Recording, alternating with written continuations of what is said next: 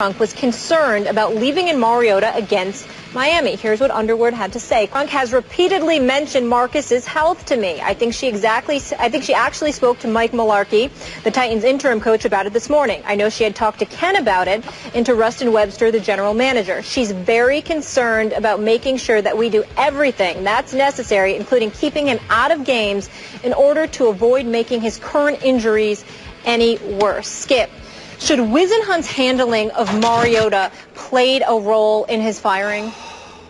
No. Stephen A., if it did, and I cannot defend Ken Whisenhunt in the big picture, but if this was the reason that he was fired, it's just flat out wrong. Now, if you want to look at his record as Titans head coach, which is 3-20, you got me there. If you want to look at his record over his past 35 games as an NFL head coach dating back to his last year at Arizona, during which he's 4-31, you really got me there. But I still have some respect for Ken Whisenhunt. If you recall, he did coach Arizona to that 2008 Super Bowl. And the next year he did coach that Arizona team to a 10-6 record. I still have enough respect for him in his handling of quarterbacks, despite the tweet from Matt Leinart ripping him yesterday. I don't understand what he did wrong with Marcus Mariota. Now, I'm old school, and I view this differently than you do. If I can recollect our debate about how RG3 was handled or mishandled by Mike Shanahan during that playoff game in Washington, in which RG3 was hurt. Marcus Mariota, I thought, was protected well enough. Remember that opener against Jameis at Tampa? It was dinks and dunks. It was a lot of three-step drops, bang, bang, lots of yards after catch. He was 13 of 15 for 209 and 4 touchdowns, which were mostly yards after catch touchdowns. And he has been sacked some, but not a dangerous amount of sacks. And after he took the shot from Olivier, you know, he goes in the locker room at halftime. He puts a brace on. He went back out. I get that. He finished with 4 turnovers in that game, but that was a leadership moment for him. That was a moment during which Marcus can win the locker room because he says, I'm going to tough it up, I'm going to suck it up, I'm going to go back out there, and I'm going to give you all I got, because he did not have, as you know, ruptured ligaments. He had a sprained knee. Now, that can be fairly serious, but not serious enough that you can't tough out the rest of that football game and help win over your team. The team isn't very good. We talk all the time about lack of supporting cast. He's got very little. As you know, I'm not the biggest Marcus Mariota fan going into the draft last year, much bigger Jameis fan, but you can't baby him. You can't overprotect him. Now, Mike Mularkey, the new interim head coach, is under orders to protect him. And I don't know, Amy Adams-Strunk, obviously the daughter of the late Bud Adams, longtime owner of this franchise, and I don't know how close she is to Marcus, but maybe did she let her heart get in the way here, that he just took too much of a beating? I don't know. He obviously is their meal ticket. He is their franchise quarterback. But I think you have to let the franchise quarterback in the very violent game of pro football prove to the locker room that you can take some punishment. And I think he did. And I think he's still standing, and I think he's going to be able to come back here pretty quickly, and we'll see how he does the rest of the year. But I don't know how much more you can protect him with protections or play calls or whatever. I thought they did a pretty good job of that to start with. Well, I'm not sure about that, Skip Bayless, and you're right. You are old school. I'm a tad bit different than you, although I pride myself in being old school, unabashedly so. Let's be clear about something here. Ken Whisenhunt may not have deserved to be the head coach to begin with. There were other candidates that you could have had out there. His last 3 seasons in Arizona, they were mediocre seasons. I think it was a 7-9 season or 8-8 season sandwiched by 2 5-11 seasons. And the only time that he had a really, really good year, actually 2 years, they went 9-7 the year they went to the Super Bowl. Kurt Warner was your quarterback. The year after that, they went back to the playoffs with a 10-6 record, and you had guys like John Skelton and Derek Anderson and Max Hall as your quarterback. The year after that, even, you had a Kevin Cobb with a Skelton. So you haven't had much to work with. What we know about Whisenhunt is that experienced, talented quarterbacks are individuals he can help, a la Phillip Rivers. But outside of that, he struggles. He struggles to be a leader. He struggles to be a head coach. He's really one of those typical guys that are more suitable for a coordinator's position as opposed to a head coaching position. So when we take that into consideration, and then we look at the 2-14 season last year, and we recognize that this is the Tennessee Titans that we're talking about here. They had a 13-3 season in 2008 before losing a divisional playoff game. Ever since that time, they had 1 9-7 season, 1 8-8 season, and they didn't win more than 7 games other than those 2 seasons since 2009. So they've been mediocre, to be kind. You get the number 2 overall pick in the draft, Marcus Mariota. You're watching him along those first few games, Skip, taking some hits, getting a little bit beat up. We were proud of his toughness, if you remember correctly, because we saw him standing up in there and taking some big-time shots, getting introduced to that NFL game. But this was a nasty hit that Ken Whisenhunt himself acknowledged in a post-game press conference he deemed dirty.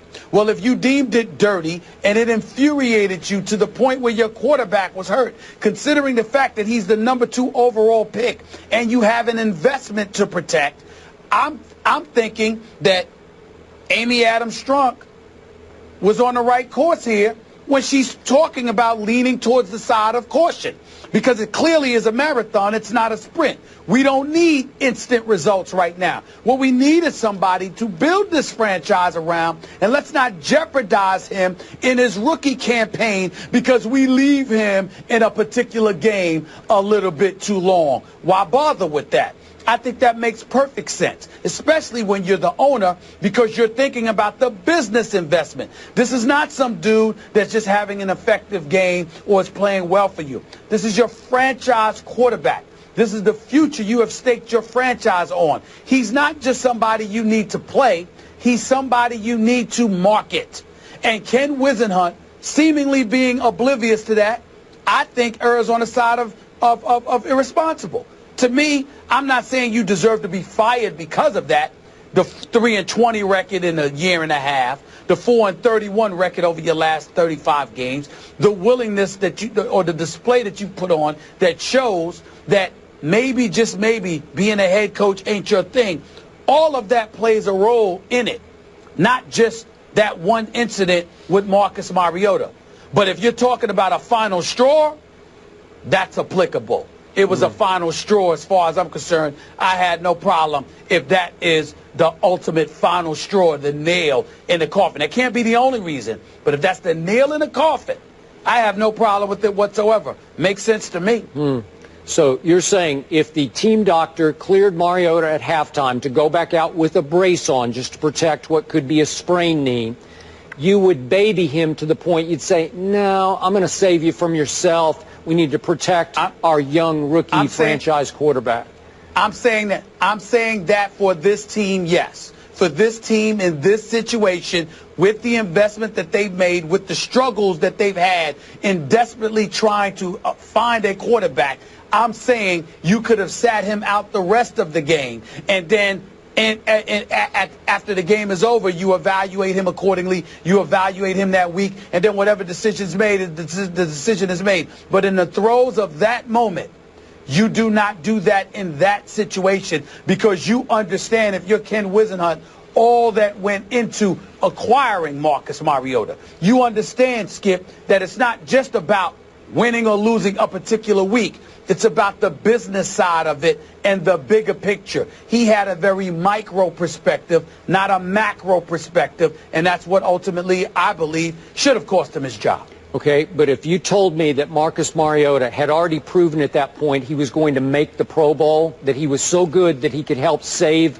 Whisenhunt's season and job potentially, then I'd say, oh, maybe Whisenhunt pushed him to play in the second half because he needed him to play selfishly. That's not going on here. The kid hasn't been that good since game 1 against Jameis, again, when he's dinking and dunking for 4 touchdowns. I'm sorry, I don't think he needed Marcus to go play for his sake. I think he wanted Marcus to play for Marcus's sake, to go show you that it's a man's game. It's not a college kid's game anymore. You got to tough it up and have a high pain threshold. If the team doctor says you're going to be okay, go play.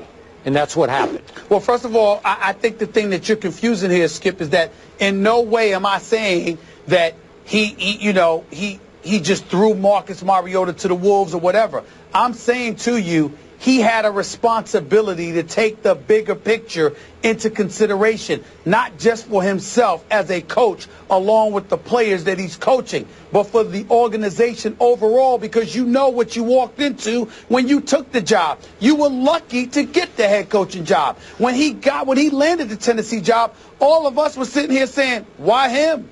What was so special about him? Did you have other coaches you could go out there and get? Did you see his last couple of years in Arizona? Did you see the way he struggled with quarterbacks? When we talked about Marcus Mariota being drafted by Tennessee, one of the things we lamented was the possibility that he was going to land with Whisenhunt, because Whisenhunt's reputation wasn't that great with young quarterbacks. So all of these things were things that we were bringing up as points of discussion to engage in dialogue about prior to Marcus Mariota arriving there. Then he arrives there, and you decide that this is what you want to do when you've got an owner that's sitting there and they're using him in Nashville, Tennessee as their lone marketing commodity. And you just throw him out there, put a knee brace on. He can walk, he can backpedal, he can throw it in the pocket. Don't worry about it.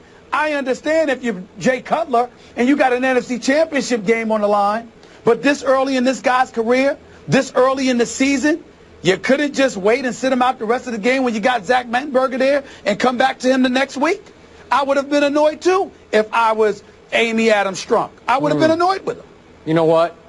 There's just a little bit of Pep Hamilton syndrome going on here, in that I feel like they needed a scapegoat. They needed a fall guy because their young quarterback, I know it's different with Andrew Luck in his fourth year, that's why I said just a little bit, but I think they thought he was going to save their world, and he's just not. I don't think he's that good. And you just look at his QBR. He had a 97 QBR at Jameis in that opener, and then he came down to 30, then 39. He had 156 against the Bills, which is okay, and then he had an 8 against the Dolphins. Well, again, he's a rookie, but I think somebody had to pay because the rookie hasn't been the godsend early on they thought he was going to be. I respectfully disagree with you there. And the reason why I say that, Skip, is because they didn't fire some underling, some offensive coordinator, and protect boys hovering above him. They fired the head coach. They sure did. What they said is, we're thinking about the vision moving forward, and you ain't the guy we want.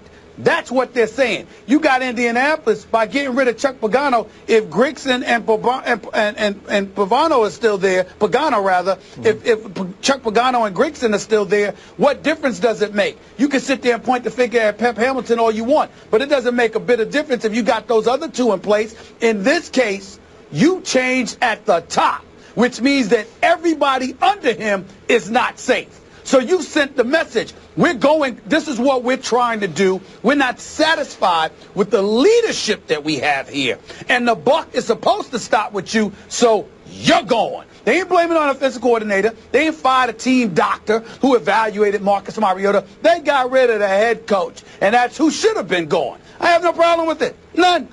None whatsoever. Do you still see a bright future for Marcus Mariota?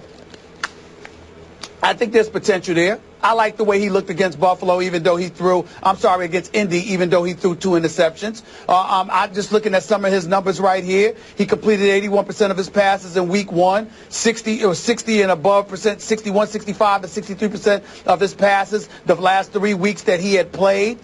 He had 5 interceptions on the season, but he's been respectable. I think he has potential because he has wheels and he has an IQ. So it's just a matter of how much punishment he can take. Do I think he's going to be better than Jameis Winston? Hell no. But I do believe he can end up being a good quarterback on the NFL level. I do not see a bust here. I think he's got potential.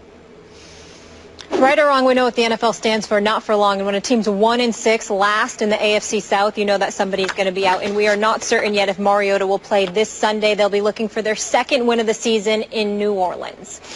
Someone who's clearly not having issues, Steph Curry. I know it's early, but he's making a case for back-to-back MVP honors, putting up MJ numbers. But can he do it against the Clippers tonight? We'll get into that game next.